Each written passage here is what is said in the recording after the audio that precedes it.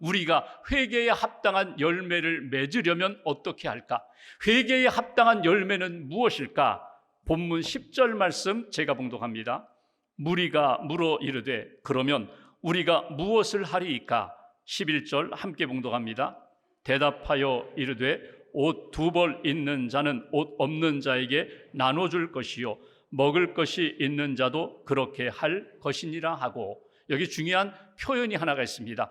나눠줄 것이요, 나눠주라는 것입니다. 너희 옷이 2벌 있으면 옷 1벌을 옷 없는 사람에게 나누어 줄 것이고, 양식이 있다면, 일용할 양식이 있다면 일용할 양식이 없는 사람들에게 그 양식을 나누어 주라. 이것이 회개에 합당한 열매라고 그렇게 말씀을 주십니다. 여기서 우리가 한번 생각해 봅니다. 여러분, 인생을 살아가면서 내가 넉넉해서 쓰고도 남습니다. 남은 것 가지고 베푸는 것, 여러분 이것도 쉽지 않습니다. 욕심으로, 욕망으로 이것까지도 내가 가두고 있을 거야, 두고 있을 거야, 저장하고 있을 거야, 저축할 거야, 그렇게 해서 미래를 준비하는 것이 지혜로운 삶인 것처럼 생각하는 우리들에게 오늘 세례 요한을 통하여 회개에 합당한 열매는 하나님 앞에 진심으로 회개하고 거룩함으로 하나님의 백성답게 살고자 하는 자는 어떻게 하라고요? 나누라고 말씀합니다. 옷도 나누고 양식도 나누고 하나님이 주신 은혜와 복음도 나누는 삶이 회개에 합당한 삶이라고 우리에게 말씀을 주십니다. 하나님을 사랑하고 이웃을 사랑하는 것이 우리에게 주신 계명이며 사명인데, 마땅히 은혜 받고 구원받은 사람들이 걸어가야 할 길인데, 하나님을 사랑한다면 내 이웃을, 내게 만나게 해주신 사람들에 대하여 관심을 갖고 돌아보면서 그들의 필요를 채워주어라. 내 것을 나누면 돼. 얼마든지 할 수 있어. 이게 주시는 메시지예요. 여기서 첫 번째 우리에게 주시는 하나님의 말씀, 하나님 앞에 회개하고 회개에 합당한 열매를 맺는다는 것이 무엇일까? 그것은 긍휼히 여기는 마음을 갖고 긍휼을 베푸는 삶, 사랑을 나누는 삶, 내게 있는 것을 가지고 하나님 앞에 감사하며 나누는 인생, 이것이 오늘 회개에 합당한 열매를 맺고 살아가는 하나님의 사람들의 모습이라고 우리에게 말씀을 주십니다. 여러분, 회개는 어떻게 이루어집니까? 회개는 내 죄가 무엇인지를 깨닫고 하나님 앞에서 철저히 낮아져 회개하면서 통회하면서, 하나님, 내가 다시는 이렇게 멀리 떨어지지 않겠습니다. 잘못 범하지 않겠습니다. 다시금 돌아와서 주님의 은혜 가운데 믿는 사람답게 살겠습니다. 결심하고 행하는 것이 회개입니다. 오늘 긍휼을 베풀라고 하시는 말씀 앞에 한번 우리 자신을 돌아보며 하나님 앞에 회개할 것이 있습니다. 그동안 마땅히 품어야 할 마음을 품지 못했습니다. 불쌍히 여기지 않았습니다. 긍휼히 여기지 않았습니다. 긍휼을 베풀지 못했습니다. 이 하나님 앞에서의 부끄러운 죄를 우리가 회개합니다. 그리고 주님, 내게 긍휼히 여기는 마음을 허락해 주옵소서. 주님이 나를 긍휼히 여기셔서 내 죄가 용서함 받았는데, 하나님, 내 주변에 있는 사람들을 사랑의 눈으로 긍휼히 여기는 마음으로 돌아보지 못했다면 이 아침에 긍휼히 여기는 마음을 허락해 주옵소서. 그리고 긍휼의 삶을 살게 해 주옵소서. 여러분, 나누는 것 쉽지 않습니다. 그런데 나눌 수 있는 비밀이 있습니다. 그것은 긍휼히 여기는 마음이 풍성하면, 사랑하는 마음이 풍성하면 자연스럽게 얼마든지 일용할 양식도 나눌 수 있고, 내가 가지고 있는 옷들도 나눌 수 있고, 내게 있는 은혜도 나눌 수 있는 하나님의 사람으로 하나님이 만들어 주신다는 거예요. 그래서 이 아침에 우리가 기도합니다. 하나님, 회개하고 용서받았으니 긍휼히 여기는 마음으로 채워주옵소서. 긍휼히 여기는 삶을 살아갈 수 있도록 내 마음과 손과 입술을 주께서 주장해 달라고. 여러분, 인생을 살아가면서 그 욕심 때문에, 욕망 때문에 하나님의 영광을 가린 적이 한두 번이 아닙니다. 하나님이 기회를 주셨는데 욕심 때문에 그 기회를 놓치는 때가 적지 않았다는 거예요. 여러분, 하나님 앞에 기도하면서 하나님 내게 주신 것 사랑하는 마음으로 나누고 베푸는 하나님의 사람들. 프랑스의 마르키스 드 라페예트라는 사람이 있습니다. 이 사람은 프랑스 귀족입니다. 재산도 많아요. 많이 배웠어요. 은혜도 있고 능력도 있어요. 크리스찬이에요. 이 사람이 미국 독립전쟁 당시에 조지 워싱턴 협력해서 전쟁에서 승리를 이끌었어요. 그리고 다시금 프랑스에 돌아와 봤더니 자기 농장 그 인근에 전염병이 돌아가지고 농사가 제대로 되지 않았어요. 밀 농사에 수확물이 별로 없었습니다. 근데 다행히도 이 라파예트 농장은 아주 적지 않은 농산물을 거뒀어요. 창고에 가득 쌓아두었습니다. 어느 날 친구가 왔어요. 이 지역이 다 흉년인데 먹을 것이 없다고 아우성인데 자네는 어떤가? 우리는 다행히 그나마 풍성하게 거두었어. 창고에 쌓아둘 수 있어. 그랬더니 친구가 라파예트에게 이렇게 이야기합니다. 기회야. 지금은 밀을 팔 때야. 지금 밀 팔면 몇 배의 소득을 얻을 수 있어. 몇 년 동안 농사져 얻을 수 있는 것을 한 번에 얻을 수 있어. 내다 팔아. 밀을 팔아. 그랬더니 라파예트가 그 이야기를 듣고 이렇게 얘기합니다. 지금은 밀을 팔 때가 아니라 밀을 나눌 때네.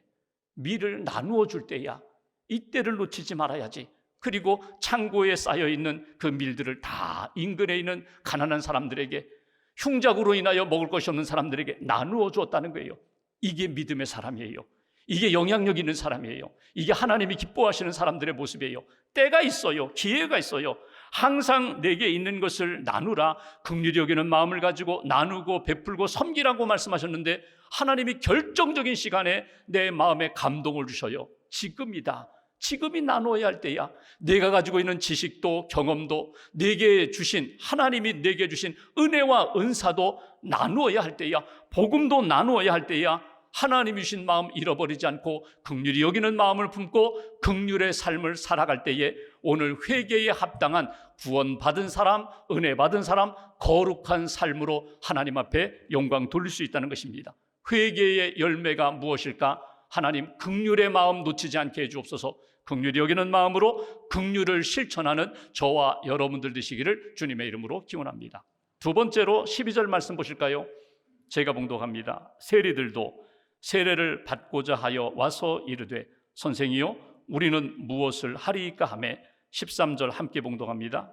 이르되 부가된 것 외에는 거두지 말라 하고. 아멘. 여러분, 여기 지금 세례 요한에게 많은 무리들이 지금 세례받기 위하여 왔어요.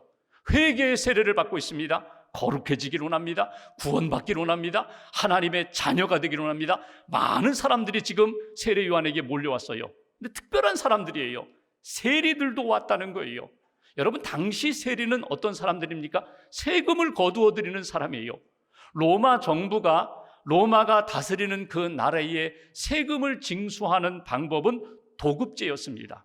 그러니까 로마 군인이나 로마 시민이나 로마 공무원이 직접 세금을 거두는 것이 아니라 그 나라 사람들 가운데 어떤 그룹, 단체나 사람들을 지명하여 내가 세금을 거두어라. 이 정도 거두면 돼. 하고 그 세금을 정해주고 세금을 거두게 만들었어요. 그 세금을 거두는 사람을 세리라고 하는데 혼자 다 그것을 감당하지 못하니까 또 자기가 사람을 고용해서 사람들로 하여금 세금을 거두는 그런 일들을 감당했다는 거예요. 여러분, 사람들 입장에서는 정당하게 적절하게 세금을 거두면 참 좋겠는데 로마 정부가 부과한 세금 이상으로 몇 배나 덧붙여서 세금을 거두는 거예요. 그러니까 유대 사람들 입장에서는 세리들은요 도둑놈들이에요. 강도예요. 매국노예요. 그러니까 심지어 거지들도 세리가 주는 돈은 받지도 않았어요. 내가 그 더러운 돈 안 받겠다고. 그러니까 사람들로부터 손가락질 당합니다. 사람들로부터 외면당합니다. 죄인 취급당합니다. 근데 그들이 오늘 하나님의 은혜를 사모하여 세례받고자 왔다는 거예요. 갈급한 심령이 있다는 거예요. 은혜 받고 싶고 자기들도 구원받고 싶은 마음으로 오늘 요한에게 찾아왔다는 것입니다. 우리는 무엇을 해야 합니까? 우리는 무엇을 해야 합니까? 어떻게 해야 우리가 거룩해질 수 있습니까? 세례 요한이 그들에게 한 이야기는 무엇입니까? 부가된 것 외에는 거두지 말라. 이 얘기가 뭐예요? 부정과 불의를 자행하지 말라는 거예요. 정당하게, 정직하게, 진실하게 너희들이 살아가라는 거예요. 여기 여러분 한번 보십시오. 여기에서 그 세리라는 직업은 좋지 않아. 그거 버려. 그만둬. 이렇게 이야기하지 않아요. 너희들이 맡은 자리에서 해야 할 일을 정직하게 감당하는 것, 그것이 회개에 합당한 열매라고 오늘 가르쳐주는 것을 우리가 보게 됩니다. 여기에 우리에게 주시는 두 번째 메시지가 있습니다. 회개하고 회개에 합당한 열매를 맺는다. 그 삶은 무엇일까? 회개에 합당한 열매는 하나님 앞에서 정직하게 살아가는 것, 사회, 세상 속에서 사람들과의 관계 속에서 정직과 진실을 잃어버리지 않는 것, 부끄럽지 않게 살아가는 것, 하나님이 주신 사명과 책임을 감당하는 것, 이것이 회개에 합당한 열매라고 그렇게 말씀합니다. 그러니까 불의와 부정 거리를 두고 하나님 앞에 진실하게 정직하게 살아가는 것. 여러분, 조금만 더하면, 조금만 거짓된 길로 치우치면 많은 이익을 얻을 수 있어요. 편해질 수 있어요. 여유가 있어요. 그런데 정직한 길은요, 참 힘듭니다. 어려워요. 때로는 손해를 봐요. 때로는 어려움을 겪어요. 그런데 그 길이 하나님의 은혜와 구원받은 회개의 열매를 가지고 살아가는 하나님의 사람들의 모습이라는 거예요. 언제 어디서나 하나님 앞에 정직한 것. 여러분, 하나님 앞에 가면 쓰지 않고 살잖아요. 여러분, 예배드리러 올 때에 위장하고 포장하고 전혀 안 그런 것처럼, 전혀 죄 없는 것처럼 여러분 이런 가식으로, 이런 위선으로 하나님 앞에 예배드리지 않고 정직하게 예배드리는 것 하나님이 기뻐하십니다. 상한 심령으로 예배하는 것 하나님이 기뻐하세요. 사람들과의 관계 속에서 내가 가지고 있는 진실을 지키는 것, 어렵고 힘들어도 하나님 앞에 부끄럽지 않게 정직한 길을 걸어가는 것. 여러분, 삶의 자리가 다 달라요. 직업의 현장이 달라요. 공무원은 공무원으로서의 정직함을 지키고, 사업하는 분들, 장사하는 분들은 적정한 이윤을 가지고 사업도 하고 그리고 장사도 하는 것. 내가 언론인이든지 학교에서 학생을 가르치든지 어느 곳에 있든지 하나님이 내게 주신 삶의 자리에서 믿음을 지키고 거룩함을 지키며 살아가는 것, 이것이 하나님의 은혜와 구원받은 회개의 열매를 맺는 성도들의 모습이라고. 몇 년 전에 3.1절 독립운동에 관한 일본 헌병대 일지가 발견됐어요. 3.1 만세 운동 때 일본 헌병대에서 이루어졌던 일들에 대하여 일지가 있는데 그 일지가 발견됐습니다. 거기에 보면은 헌병대장과 그의 부하가 이렇게 대화하는 내용이 거기에 실려 있어요. 무라카미라는 헌병대장, 그리고 다나카라는 그 부하가 이런저런 대화를 나눕니다. 대장이 이런 이야기를 합니다. 이번 폭동은 조선 야소교인들이 주도해서 생긴 일이다. 야소교인이라는 것은 예수교인이라는 거예요. 이 폭동은 조선 예수교인들, 예수쟁이가 일으켜서 생긴 폭동이다. 그러니 주동자를 색출하여 잡아들여야 한다. 그들에게 먼저 예수 믿는지를 물어보고 예수 믿는다고 하면 무조건 잡아들여라. 그러자 그 부하 다나카가 이렇게 대장에게 질문합니다. 믿으면서 안 믿는다고 거짓말을 하면 어떻게 합니까? 그러자 대장이 이렇게 얘기합니다. 조선의 야소교인들은 절대로 거짓말을 하지 않는다. 조선의 야소교인, 예수 믿는 교인, 크리스찬들은 절대로 거짓말을 하지 않는다. 여러분, 일본 사람들이 볼 때에도, 일본 헌병이 볼 때에도 그리스도인들, 교회 다니는 사람들은 절대로 거짓말을 하지 않는다. 때로는 핍박도 있고 어려움도 있고 감옥에 가더라도 그들은 진실하다. 그렇게 인정받았다는 거예요.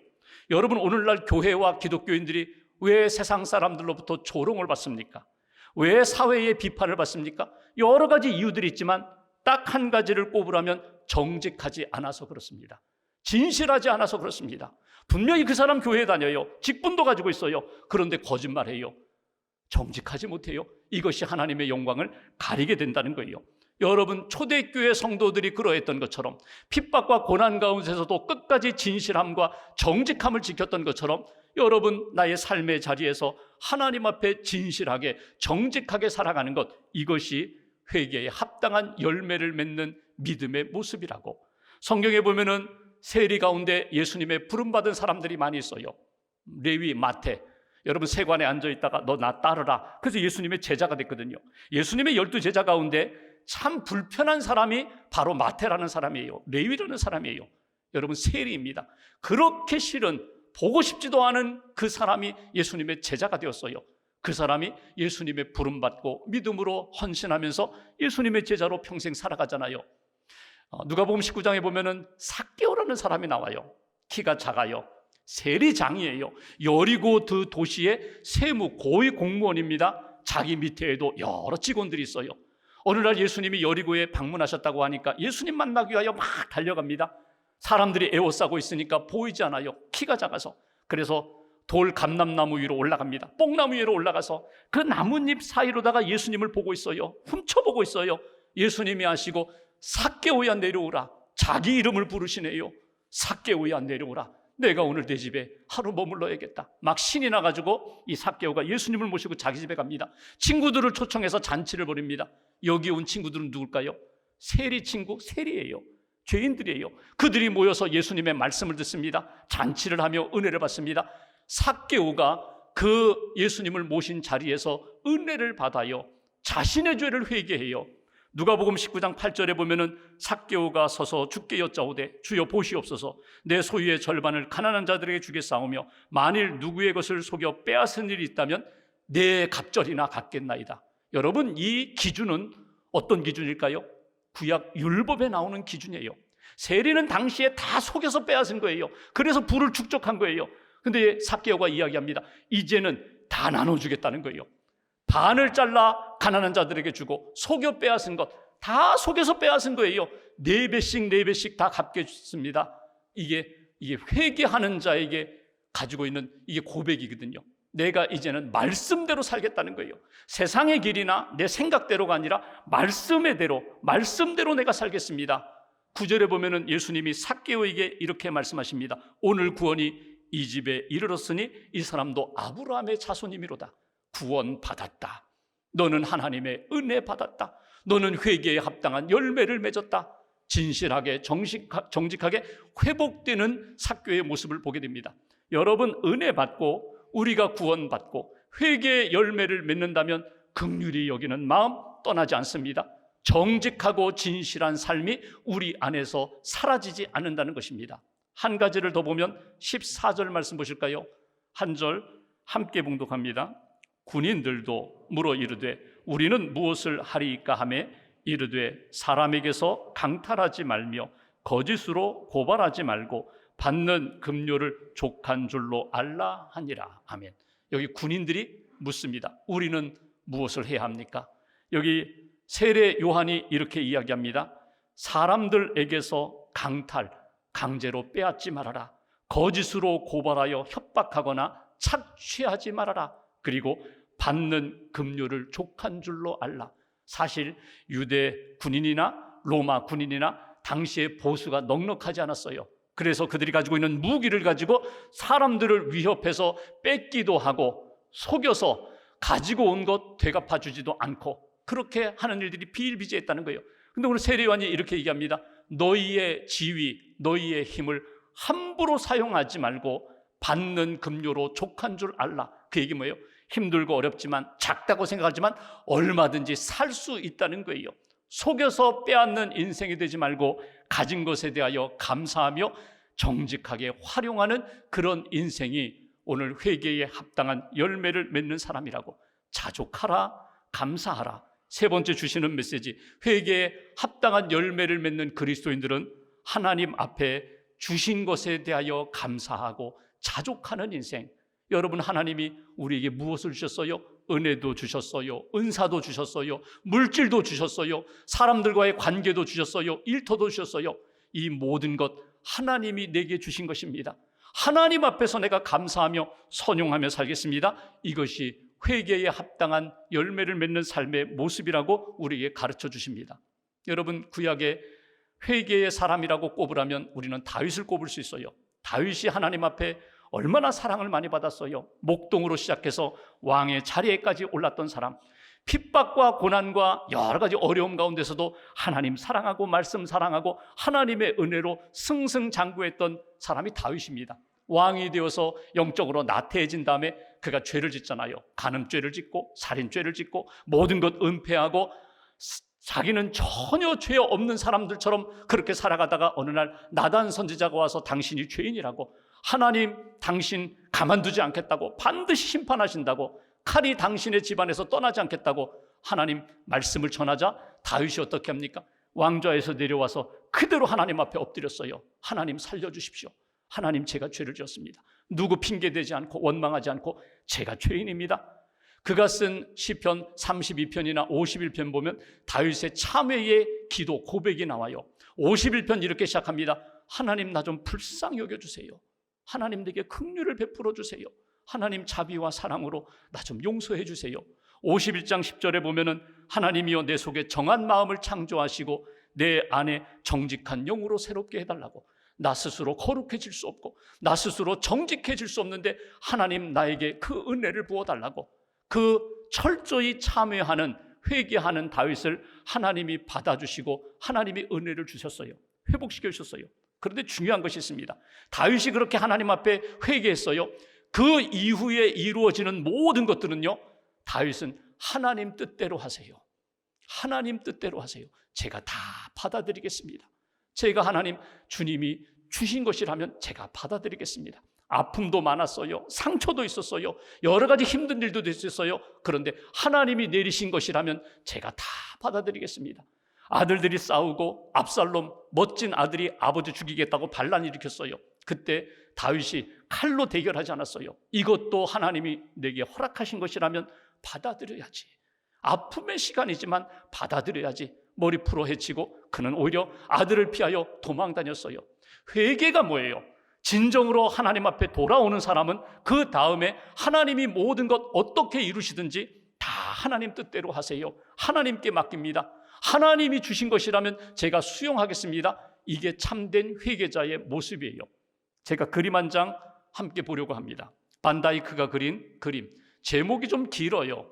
테오도시우스 황제의 밀라노 대성당 입장을 제지하는 성 암브로시우스. 이 그림의 배경이 있습니다. 주 390년 데살로니가 주민들이 반란을 일으켜서 로마 총독 살해하고 황제, 황후의 초상화를 짓밟는 그런 끔찍한 사건이 일어나게 됩니다.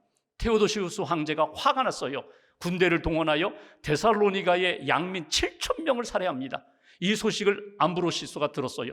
그리고 회개하라고, 당신 당장 회개하라고 로마 황제에 대하여 편지를 보냅니다. 그런데 회개하지 않았어요. 부활절 아침이 되어서 황제가 자기 신하들을 대동하고 부활절 예배를 드리려고 예배당에 들어오려고 합니다. 그때 바로 이 그림의 장면입니다. 당신은 못 들어갑니다. 당신은 들어갈 수 없습니다. 하나님 만날 수 없습니다. 당신은 여전히 죄인이기 때문에, 회개하지 않은 죄인이기 때문에 당신은 들어갈 수 없다고. 손에 피를 묻힌 죄인이 어떻게 하나님 앞에 들어갈 수 있느냐고. 당신은 못 들어갑니다. 가로막는 장면이에요. 그때 테오도시우스가 황제가 이런 이야기를 했다고 합니다. 다윗도 죄인이잖아요. 다윗도 죄를 지었잖아요.